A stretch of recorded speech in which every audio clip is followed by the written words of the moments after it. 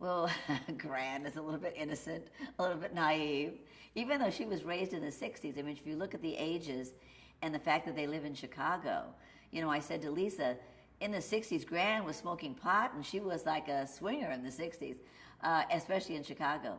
But she's kind of naive and she goes to the party, and she's at the party chaperoning, and they spike her drink. And Lola's afraid of it, but her girlfriend says, "Oh, come on, we'll have a better time if Gran is asleep." So they do. They spike my drink, and I go out, and and all hell breaks loose in that house.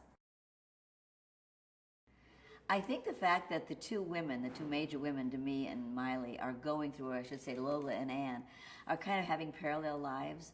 They're both looking for love in their life. They're both being disappointed by love in their life, and they're learning a great deal about men and themselves with men in their lives.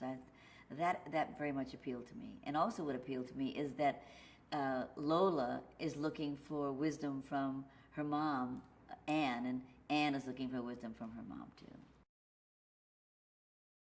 The thing about Miley that I really admire is that she is so popular and so famous and so loved by kids her age, and made a tremendous amount of money and success.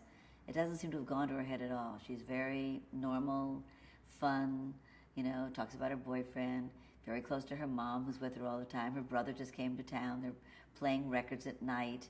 Records, listen to me, CDs. She's very, family, and she's a good kid. She did some work for me for St. Jude Children's Research Hospital. This isn't my first time knowing Miley. And she's got a good heart, and she cares. Lisa's a really good director because she really cares about you and the character. And from the beginning, when I would say, I think it would be better if this would be a little funnier if we said it this way, she'll think a moment, and then she sees it, and she's willing to be very flexible. She wants the characters to all be very organic and to really work within the story. So that's been great. Because there are some directors, especially who've written the script, they have no flexibility. They wrote it that way in the dark, especially when she's already made this movie in France, so you think that maybe she would be very stuck on any line.